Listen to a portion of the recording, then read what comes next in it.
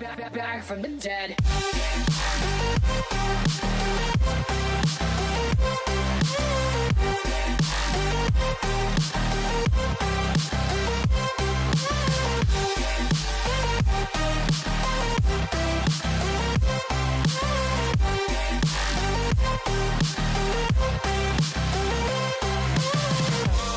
Ladies and gentlemen, the countdown has just begun. Are you ready?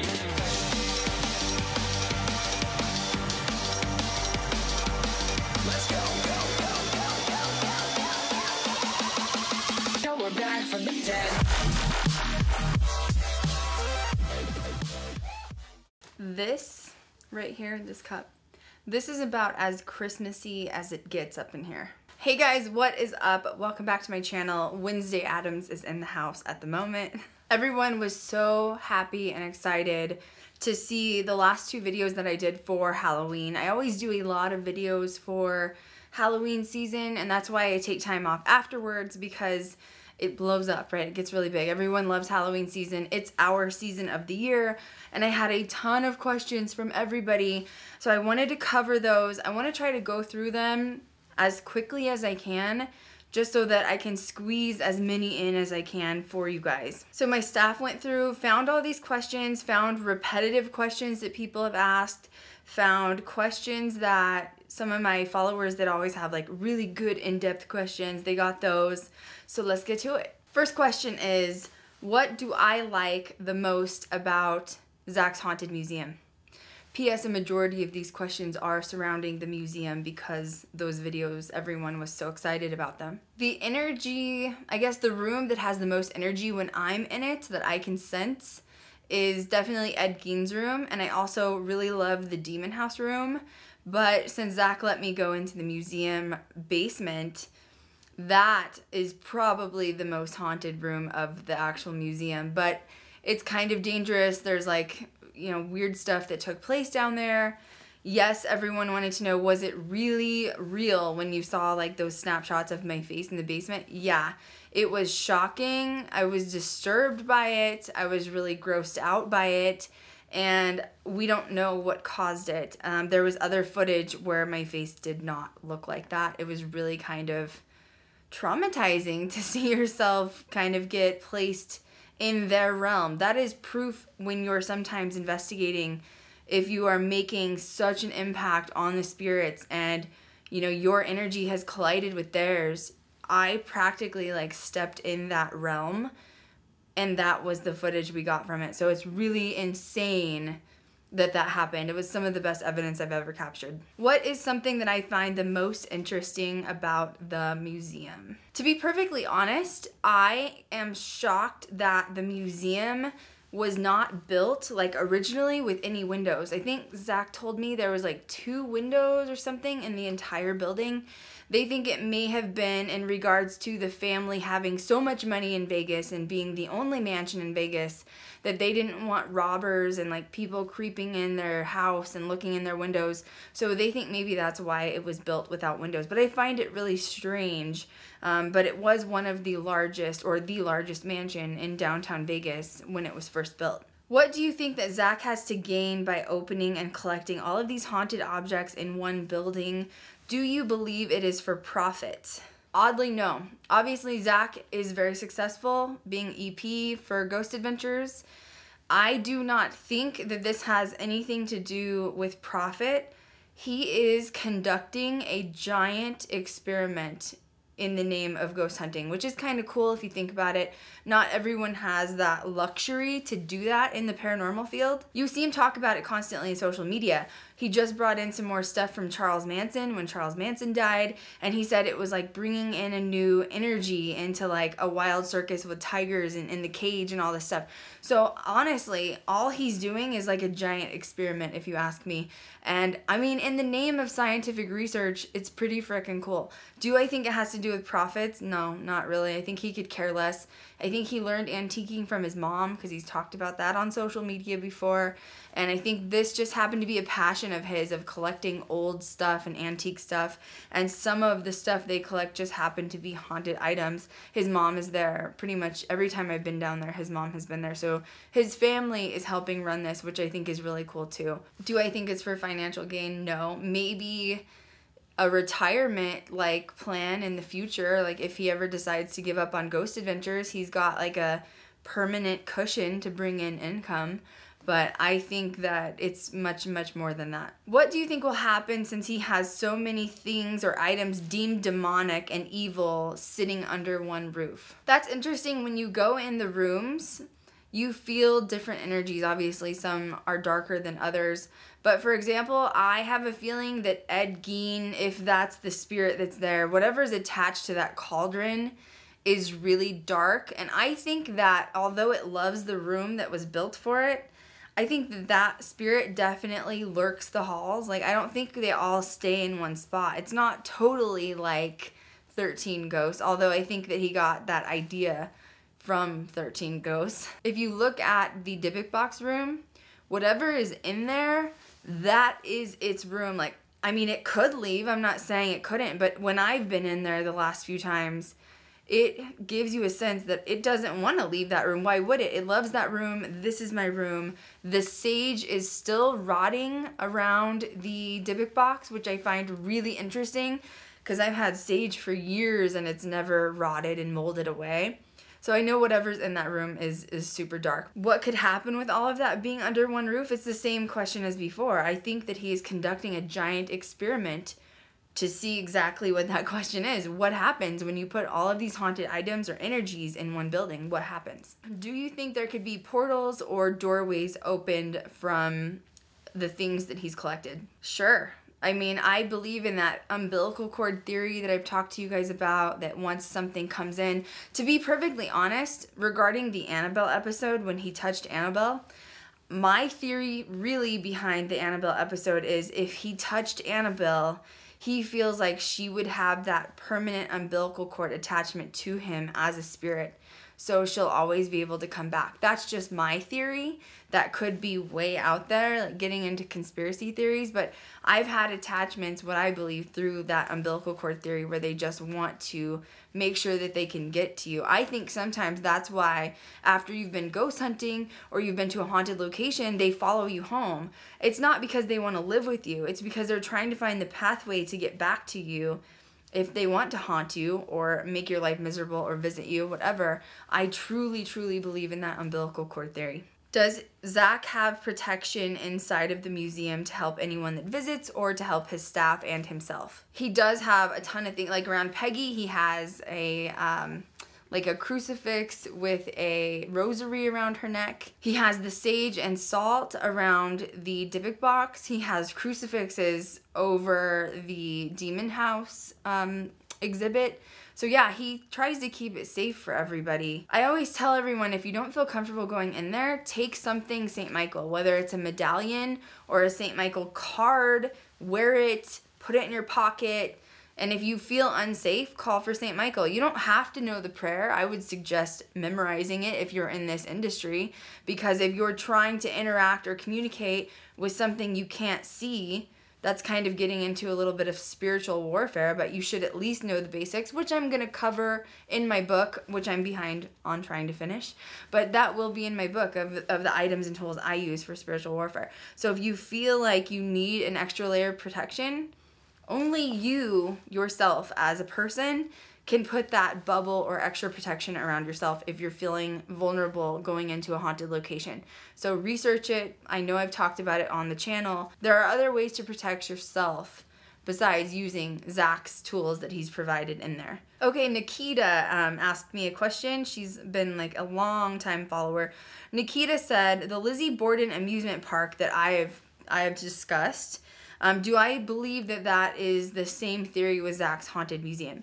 Okay, I have discussed the Lizzie Borden house. I feel like it has been overdone a lot, and I think a lot of other investigators that have been there or that have watched even some of the evidence come out of there, the innkeepers even discuss that they believe the energies in the Lizzie Borden house are just sick of communicating with the outside world.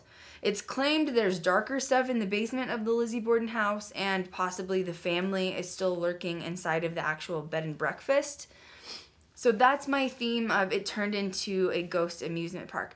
Do I think Zach's museum is that way? Yes, but in a different way. I can't help but feel like when the Borden house was opened, they didn't really kind of openly discuss with the energies there, hey, we're going to have people come in to investigate. We're going to have them communicate with you constantly. Instead, they just opened it as a bed and breakfast, not really labeling it haunted, and just more and more people started to flood there from all over the world. With Zach, it's different because he has openly communicated with the energies that are in there, with anything he's collected, most of it being extremely dark. He has said, this is your home, this is where you live, you're free to roam, and this is where you are, and people are gonna investigate. People wanna have experiences, so I can't help but feel like maybe that is giving the spirits an easier option of, do they really want to be a part of this kind of fun house deal, versus Lizzie Borden, it was kind of just snuck in there as it's not really haunted as of right now. And then more and more people started having, you know, experiences. Then they started allowing ghost hunts to take place and everything else. And so I think the difference with Zach's is that he has just been open and, you know, about that. That's why he's been collecting these you know, antiques for so long, because he's wanting to create this haunted environment for everyone to come and have a different experience. I've heard people that work there say they never have the same experience twice, and most people that come in there that are open to having an experience will have an experience. Nikita also asked, do the spirits that are there, do you believe that they're keeping track of people that come in and out? Absolutely, especially if you've been there more than once, more than likely. If your energy, I've talked about, like, it's almost like a zipper. For some reason, if your energy happens to mute perfectly with their energy, it's just going to work out, and they're going to want to communicate with you on that level. As far as I go, you know, I've had so many experiences with the Ed Gein room. We even had evidence that was right behind me where I was standing was where that huge thump that happened when I got it on audio when I was in there. So yeah, I think that they know when you're coming in. I think that they know when they are having an open opportunity to communicate with you, like the Ed Gein stomp. So absolutely, I think that they keep track of us as humans. One thing that I have a really great theory on that I love to share with people is, most of the time we as investigators or paranormal enthusiasts like to say, I'm going to ghost hunt, I'm going to communicate with the dead. Flip it around. Have you ever considered, whether you're in a haunted place or not, or trying to have an experience, have you ever considered maybe they are watching you? It could happen. It probably does happen. If that realm is alive enough for us to be able to communicate, interact, and scientifically document them and their existence, why wouldn't we think that they are watching us just as much as we are watching them? I got a question. If I retire from paranormal, then what will I want to do? I haven't gotten my show yet, y'all. Wait a minute.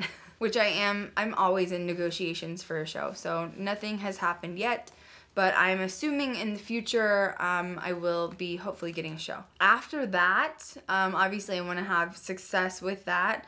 I want to do more meet and greets hopefully for the future with you guys, and a retiring option for me is getting involved with things that I like to advocate for or that I support.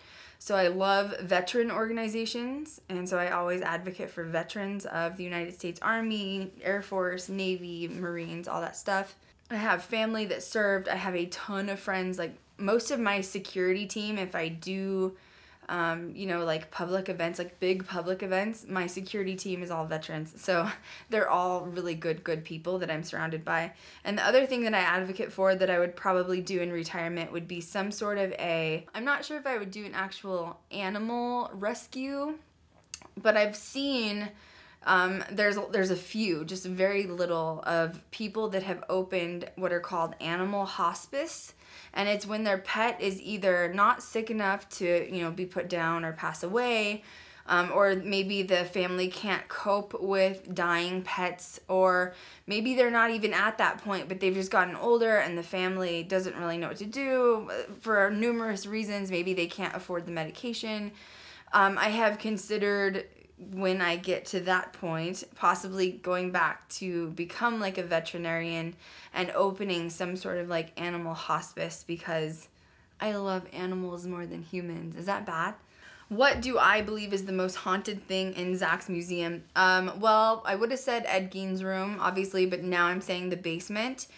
I believe whatever has been summoned into the basement is extremely dark, which is why Zach is not a fan to go in there. He doesn't, I mean, I think it's darker than the items that he owns, if you can imagine something darker than a cauldron where people were cooked in. So honestly, it's dark, whatever's down there, and I think that it stays down there because it knows no one wants to be down there, and they know they won't be bothered with whatever they're doing.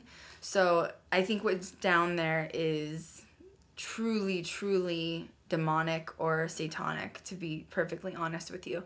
I can see why he doesn't let people go down there for liability purposes, and it was very strange when I was down there. If you want to start investigating, how do you start? Honestly, your biggest tool is YouTube. You need to start getting in investigations. Do not get desperate for investigations. I have said before, and I'll say it again, do not get so desperate that you're gonna take on an inappropriate investigation, or, you know, like I had talked about Columbine, people got offended by it, didn't mean to. The point of that was, just because you're offered somewhere to go investigate doesn't mean you should, like, morally and ethically, if that makes sense.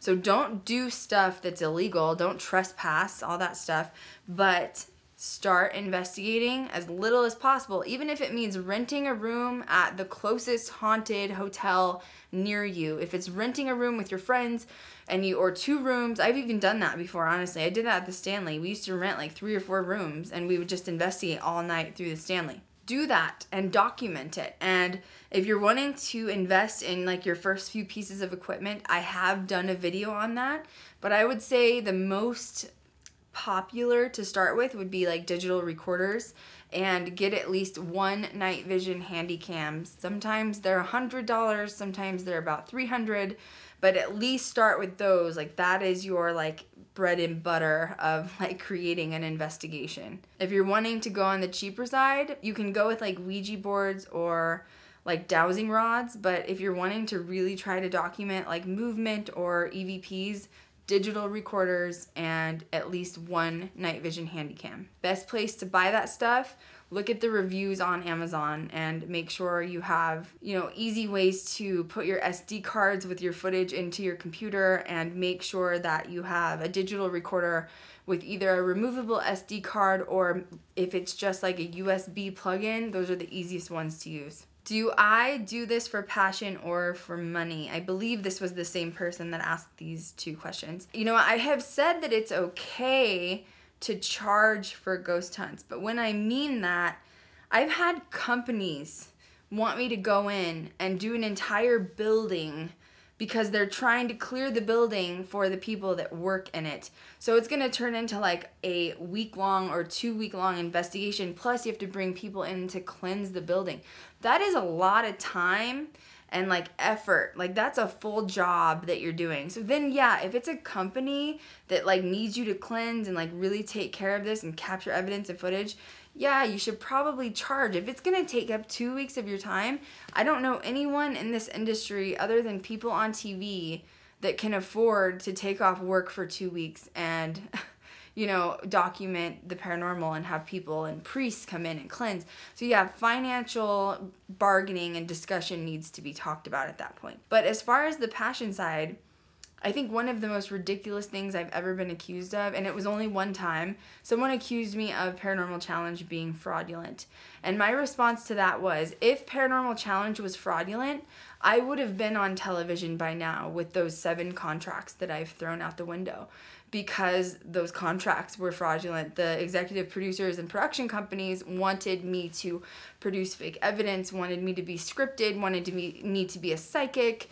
So if Paranormal Challenge was fake, I would have been on TV by now. I would have had like 3rd or 4th, you know, season in. I would have been called a fraud, or, you know, people would have called me out on it. But that's the most ridiculous thing. So obviously, my theme behind this is not money, because I have turned down a big contract or two with a lot of money involved. So if this was about money for me, I've been on TV already. Sorry guys. So anyway, it's definitely about passion.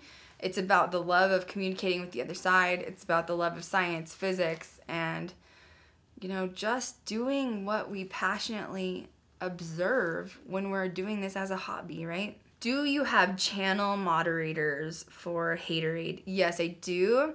I don't really have any of my admins check my personal social media. It's really rare when someone goes out of their way to like post Haterade on YouTube and then find me on social media.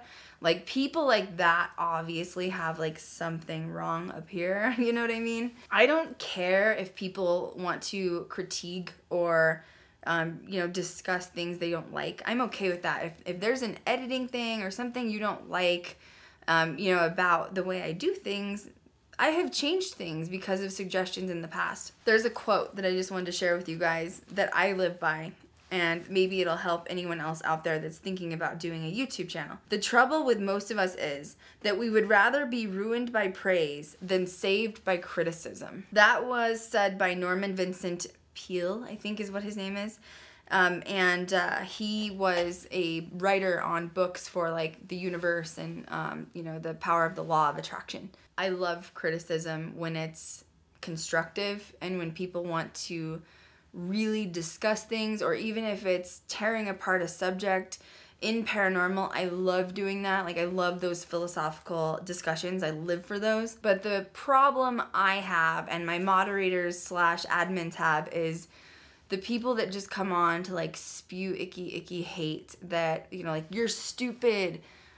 Someone said I looked like someone off of a Ross commercial or something, you know, like trying to put me down, but they don't know how to put me down. So instead they're like, you're ugly, you're dumb, da da da. Those people, like, I just don't have time for that stuff. I really don't have time for it. And to be honest, when people say hateful comments, I feel like it says a lot more about them than it does me, if that makes sense. I get a ton of Baganites. And Baganites are girls that are dreaming of marrying Zach Bagans, and they've wanted to marry him since season 1. And they assume, like, because Zach let me go in the basement of the museum, or that he follows me on Twitter, that suddenly that means we're dating, or, you know, anything else that's just totally inappropriate. And honestly, I'm tired of that discussion. Like, I have already accepted the fact that that rumor will probably never go away. I don't know if I'm offended by that or not, because it's like, all right, there hasn't been any other like girls really like in the industry that are like really vocal and out there as like host work. And so the one that's coming up from her YouTube channel, Ghost Girl Diaries, automatically has to be dating Zach Bagans. And it's like, all right, I'm sick of hearing about it. It's a rumor. That rumor's never gonna go away. I'm not the one spreading it. It's the Baganites. And if they only knew I was a cool person to just get to know, you know what I'm saying? Like, take your haterade elsewhere. The issue I have when it comes to some of the haterade, though, is I had a girl, I think she's in Sweden or Norway, I'm not sure. She's really sweet. She's a huge fan of mine, and she had started fan pages for me on like Facebook, Instagram, and I don't know what else, probably Twitter, I don't know. When she started these fan pages, she started getting the Baganites coming after her, and like, I'm used to dealing with the stuff that they say to me. Like, they're probably the worst out of anyone, but she wasn't used to it. And, you know, real mean and condescending and put you down and like tear you apart. And she ended up shutting down my fan pages because they were so hurtful. Like, they were really mean and hurtful to her about not only me, but Zach. And so anyway, it was really sad that that came to it. So all I have for advice, anyone out there that does start a fan page of mine on any platform, just remember you're gonna get haterade from people, because really when people are jealous and they are sad because they're not fighting for their own dream, they tend to try to tear other people down.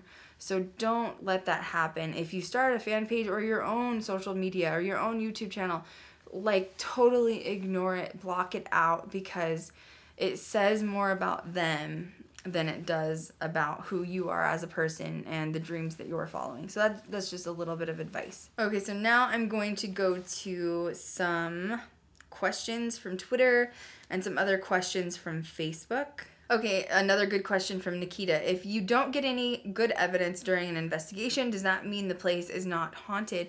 Not necessarily. It's happened to me before. It's rare. We've seen it with Ghost Adventures. I don't know if it's maybe just not a good night to investigate. I feel like energies are just like us as people.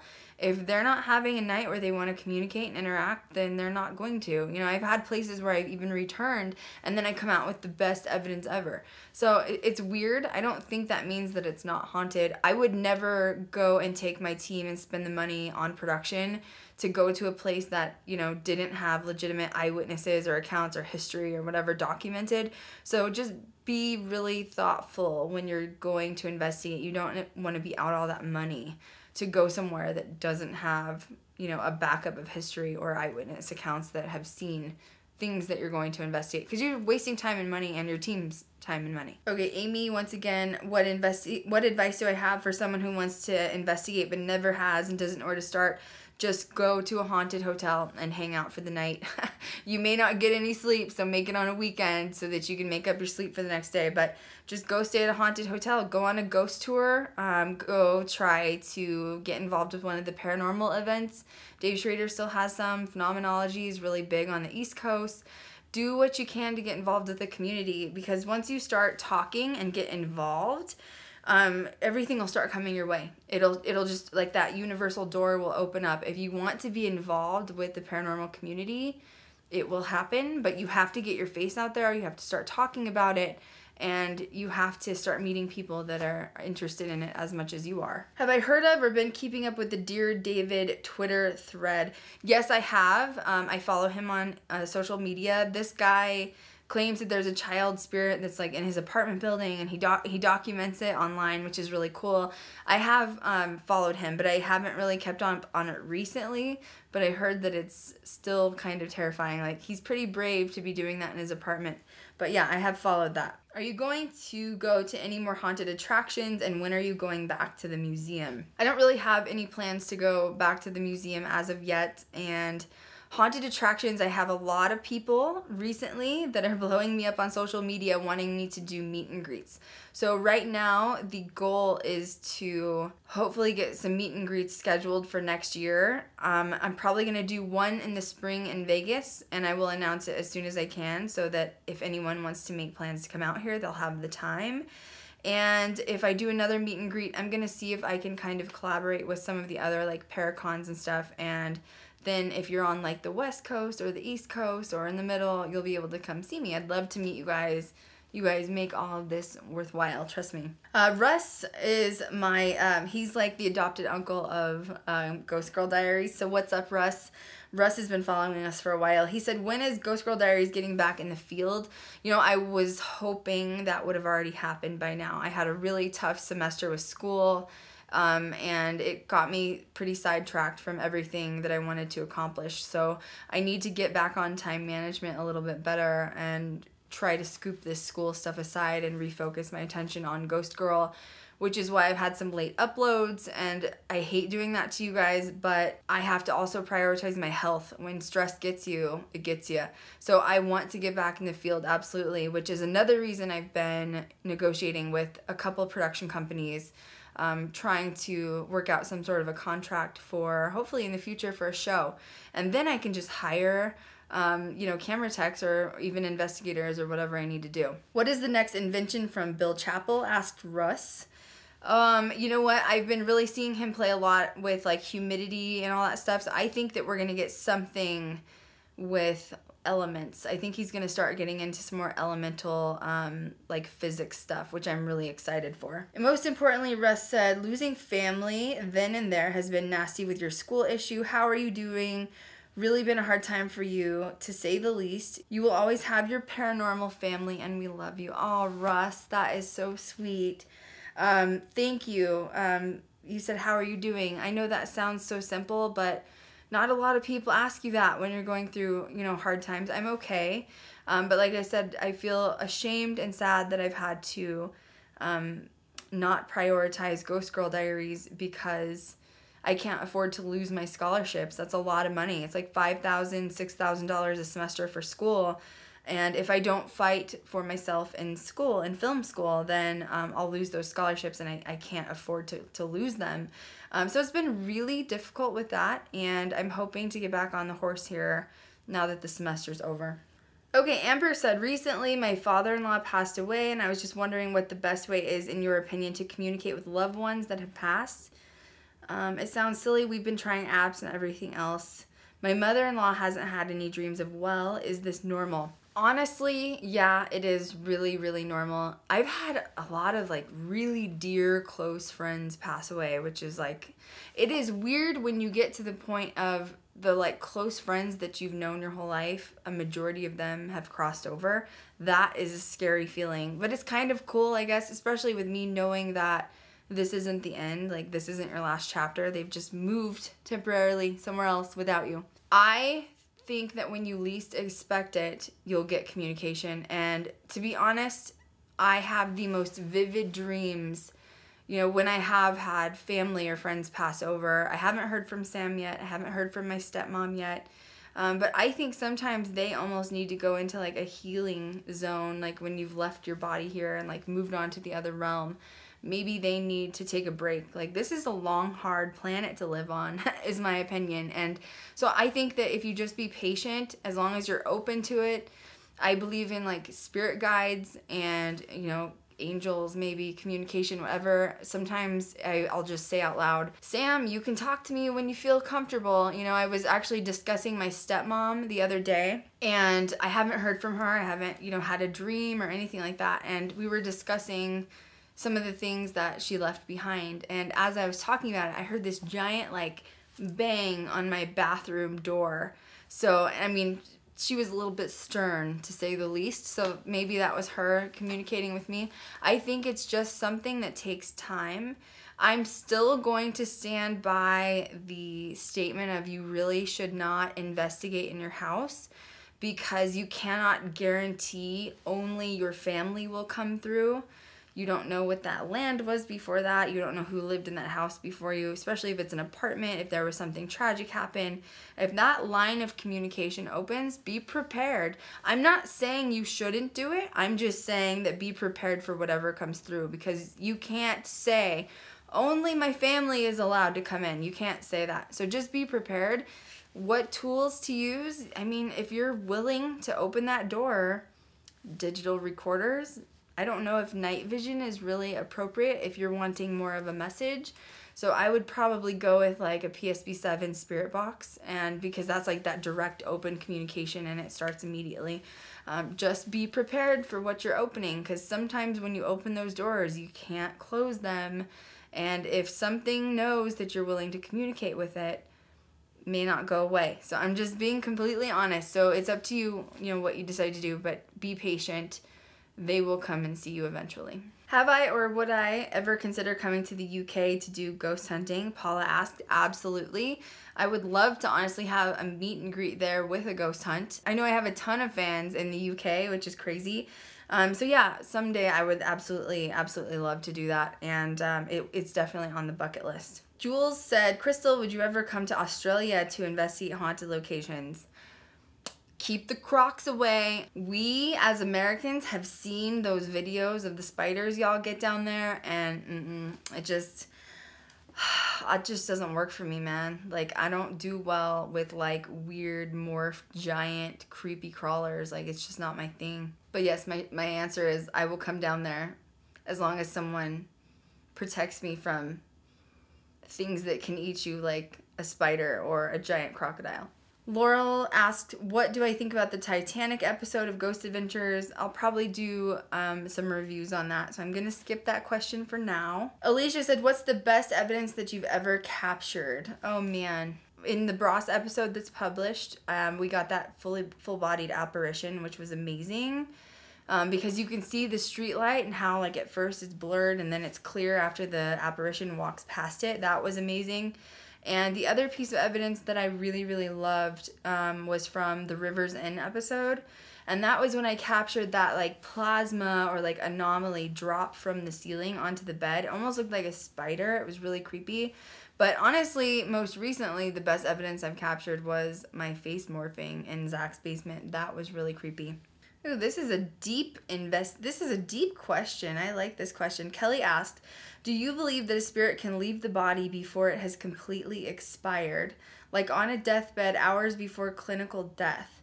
I believe this just happened with my grandmother some years ago and just wanted someone else's thoughts. I felt her spirit leave, and at that point she was not responsive until her death hours later when her body finally shut down. That is a really great theory, and that probably depends on people discussing it. I will say that I believe that actually happened to my grandmother too.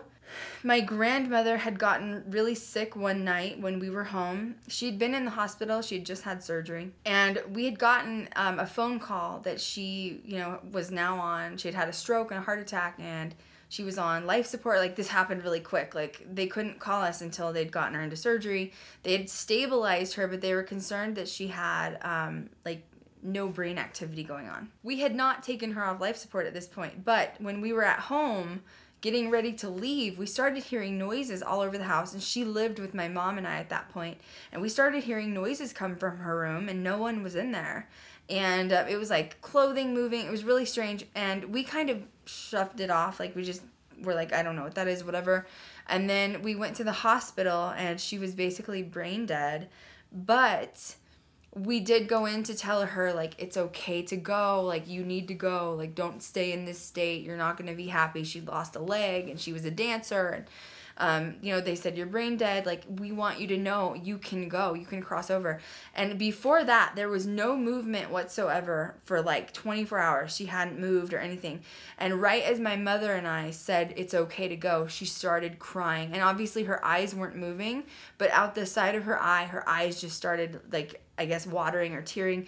And the doctors said that she hadn't even, like, drooled or anything like that. And so I do think that that could be a big possibility, that I think my grandmother was holding on, not because of course I don't know if anyone's really ever ready to go, but I think she was more upset about leaving my mother and I because we were all such a very close family. And even my aunt, she was worried about leaving her. And so, yeah, I believe that could definitely happen. I've seen it happen with my grandmother. That is a great question. And if anyone wants to chime in with that, I think that would be an awesome discussion for the comments below. Michelle said, I wish you could do more on-site investigations. Me too, girl. Me too. One thing at a time. I'm a firm believer in the universe that everything happens for a reason. Even though I'm going through some really hard times with school, that is even happening for a reason, is my true belief.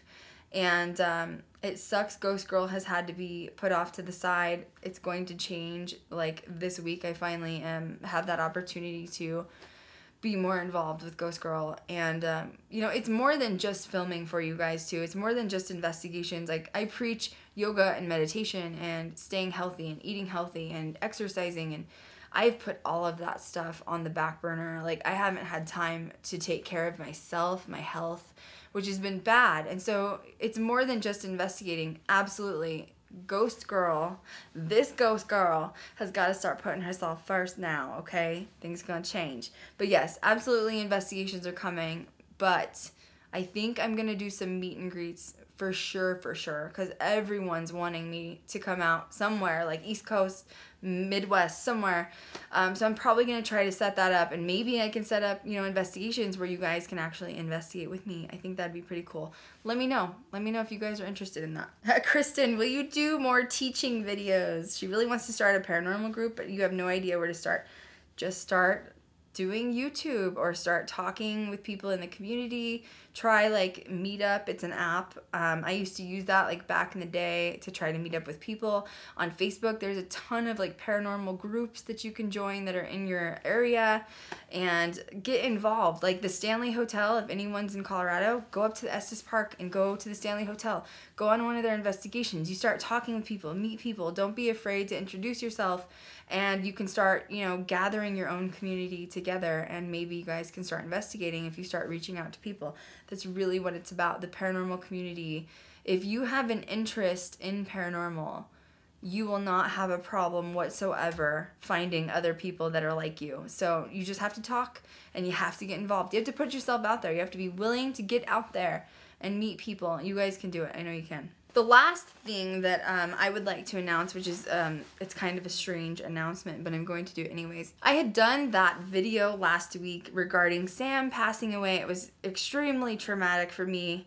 I'm still sad about it. I don't think you ever truly get over someone super close to you, you know, not being earthbound anymore. I had mentioned in that video that, you know, my experience with Sam was at a time when I was at the Stanley Hotel doing an event called Feel the Energy, and it was also with a group of producers that were from the UK, the brothers, the Booth brothers. So the Booth brothers got forwarded my video and they saw me discuss this. They wanted me to kind of share their statement on here, and I'm totally fine with that. Like, you guys know that I'm pretty fair when it comes to things like that. Basically, the Booth brothers stated that they didn't remember that happening and they didn't know what I was talking about, but that they wanted to assure the paranormal community that they do think also that other girls need to be involved and there needs to be more females in the community, so that they not only support me as a female in the community, but they support all females in the community. I also said in the video that people have the opportunity or chance to change. I haven't seen them in many years, but I will not be retracting my statement. What I said about what I experienced with them and Sam being there was certainly real. It did happen, but I do appreciate them reaching out to me, but I will not be retracting my statement because it did happen. So thank you to the Booth brothers for letting us know that you do support women in the industry, and thank you for, you know, sending me that note to get that cleared up. And you know, I'm glad that we as a community can just openly talk with each other, even if we've had, you know, kind of an issue with each other in the past. It's good to make peace with the present. I might be doing some Ghost Adventures reviews coming up. I know I'm behind on those. And I have a couple other fun things planned for everybody. Stay tuned to my other channel as well. I'm going to post the video of me putting up my Slytherin Harry Potter tree, which will be cool, so make sure you watch for that on my other channel. I will also be doing a school update on that channel, and at some point this month I'm going to finally upload the video of my house tour, so that's going to be really cool to show you guys. Make sure you guys give me a thumbs up. Make sure you subscribe to my channel if you haven't already. Make sure you guys follow me on social media, and I will catch you guys next time. Hell yeah.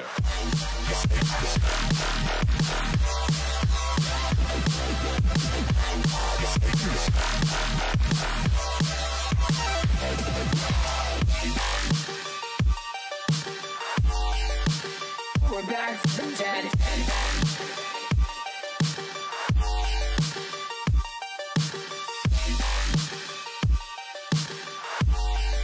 Back from the dead. Back from the dead.